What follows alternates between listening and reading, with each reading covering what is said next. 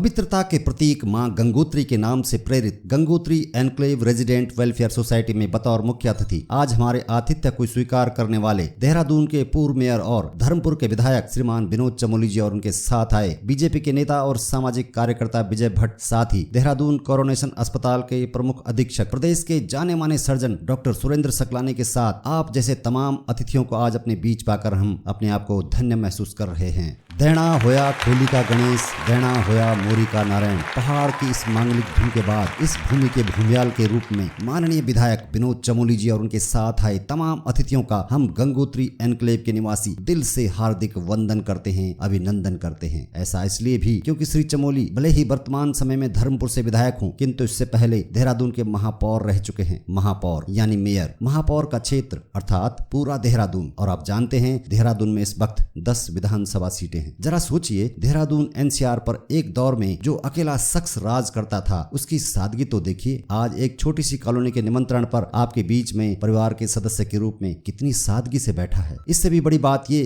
कि देवभूमि में उत्तराखंडियत का प्रतीक है आपका भाई विनोद चमोली, पहाड़ी संस्कृति का प्रतीक है मेरा भाई विनोद चमोली, और गढ़वालियों का भैजी है हमारा भाई विनोद चमोली। कौन पहुंचा है कभी अपनी आखिरी मंजिल तक, हर किसी के लिए थोड़ा आसमान बाकी है। ये तुझको लगता है कि तो उड़ने के काबिल नहीं, सच तो ये है कि तेरे पंखों में अभी भी उड़ान बाकी है। सच तो ये है कि तेरे पंखों में अभी भी उड़ान बाकी है। मत सोच ऐ मेरे दोस्त, तेरा सपना कभी सच नहीं होगा। हिम्मत वाले इंसान का इरादा कभी अधूरा नहीं होता।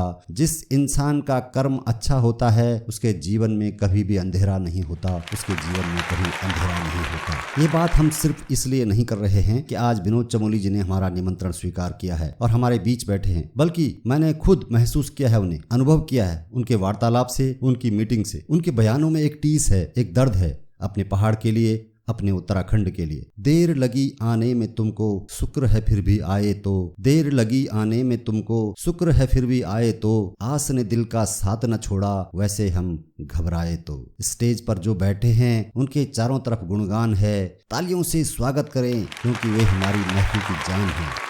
स्मार्ट सिटी प्रोजेक्ट के दौरान उन्हीं के मेयर रहते देहरादून का स्मार्ट सिटी ब्लूप्रिंट तैयार किया गया था। विनोद चमोली जी का कहना था कि वर्ष 2018 में जो स्मार्ट सिटी का ब्लूप्रिंट तैयार किया गया था उसके अनुसार स्मार्ट सिटी नहीं बन पाई है। उस समय उन्होंने कहा था कि पूर्व सीएम त्रिवेंद्र सिंह रावत जी की बात सही है कि बार बार सीईओ बदलने से काम में लापरवाही होती है और ठीक से काम नहीं हो पाता। उनका कहना था कि इसके लिए एक सीनियर अधिकारी को सीईओ बनाना चाहिए था ताकि समय पर काम ठीक तरीके से हो सके। अपने पुराने राजनेता की ये बातें हैं जो हमेशा याद रखनी चाहिए और उनके समर्थन और मॉरल सपोर्ट के लिए उन्हें बार बार याद दिलानी भी चाहिए। नहीं तो अक्सर होता यह है कि काम नहीं हुआ तो दर्जनों चक्कर लगाकर काम पूरा करने की गुहार लगाई जाती है और काम पूरा होने के बाद एक थैंक्स तक का शब्द बोलने में परेशानी होती है। ऐसा नहीं होना चाहिए। माननीय विनोद चमोली जी उत्तराखंड के ऐसे राजनीतिज्ञ हैं जो अपने क्षेत्र के विकास में अवरोध बनने वाले किसी भी शख्स से भिड़ने को तैयार रहते हैं, फिर चाहे वो कितने ही बड़ा ओहदा क्यों न रखता हो। ऊंचे आसमान पंछी लेते हैं उड़ान, ऊंचे आसमान पंछी लेते हैं उड़ान, वैसे ही अपनी मेहनत से जिन्होंने छुआ है आसमान। पधारे हैं आज हमारे मंच पर वे मेहमान, पधारे हैं आज हमारे मंच पर वे मेहमान। करता हूँ आदर पूर्वक उनको प्रणाम, करता हूँ आदर पूर्वक उनको प्रणाम।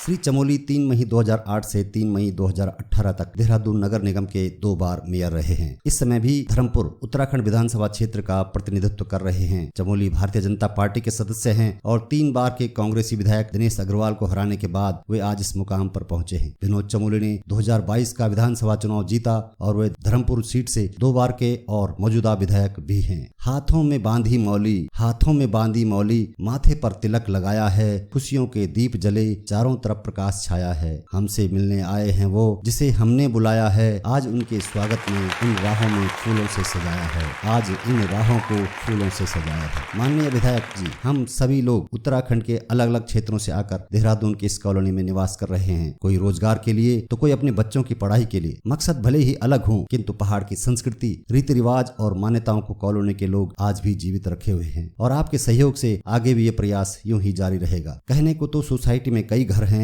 कई लोग हैं, किंतु उनकी दिनचर्या पर नजर डालें तो ये हमें एक बड़े संयुक्त परिवार का एहसास दिलाते हैं। सब लोग मिलजुल कर रहते हैं, भैजी, भुल्ला, दीदी, भूली, मौसी, चाची, बड़ी, दादी, दादा, सब रिश्ते एक ही कैंपस के अंदर मौजूद हैं। सभी पहाड़ी त्योहार एक साथ मिलकर मनाते हैं, अपने देवी देवताओं को भी याद करते हैं और उत्तराखंड की समृद्ध संस्कृति को अगली पीढ़ी तक कैसे पहुंचाएं, इसके लिए कई तरह से प्रयास करते ही रहते हैं। कॉलोनी में महिलाओं की अपनी कीर्तन मंडली है जो धार्मिक शुभ पर्व पर गाए जाने वाले मंगल गीतों का भी बराबर अभ्यास करते रहते हैं। महोदय, लगातार विकसित हो रही धर्मपुर विधानसभा और उससे भी खासकर बंजारावाला वार्ड जो जनसंख्या के लिहाज से देहरादून का सबसे बड़ा वार्ड का तमगा लिए हुए है, उसमें अभी भी नित नए निर्माण के बाद भी मौजूदा सड़क, पेयजल और अन्य सुविधाएं बढ़ाने के लिए काफी कुछ किया जाना है, जो आप बतौर विधायक कर भी रहे हैं। हमारी कॉलोनी में भी भौगोलिक कारणों से अभी तक सीवर लाइन नहीं है, लिहाजा हमारी कॉलोनी की तरफ भी से भी एक छोटा सा ज्ञापन आपको संबोधित है, जिसे हम आपकी सेवा में इस उम्मीद के साथ प्रस्तुत कर रहे हैं कि आप हमें निराश नहीं करेंगे। अपने शब्दों को समेटते हुए अंत में मैं यही कहना चाहूंगा, दिल्ली सजी है दुल्हन की तरह, दिल्ली सजी है दुल्हन की तरह, गांव की गलियां विधवा मूरत की तरह, गांव की गलियां विधवा मूरत की तरह। दिल्ली से हमारा मतलब राजधानी दिल्ली से कतई नहीं। हर बड़े शहर का एक खास हिस्सा होता है जिसे दुल्हन की तरह सजाया जाता है, वहीं शहर के दूसरे कोने को उन्हीं के हाल पर छोड़ दिया जाता है, भले ही उस इलाके में कितनी बड़ी तादाद में लोग क्यों न रहते हैं। ठीक समझे, इशारा तो हमारा देहरादून की सबसे बड़ी आबादी वाले 84 नंबर वार्ड से ही है, जिसके साथ जाने अनजाने में नगर वालों ने भेदभाव तो किया ही है। टिहरी विस्थापित क्षेत्र होने के नाते उम्मीदें तो बहुत थी,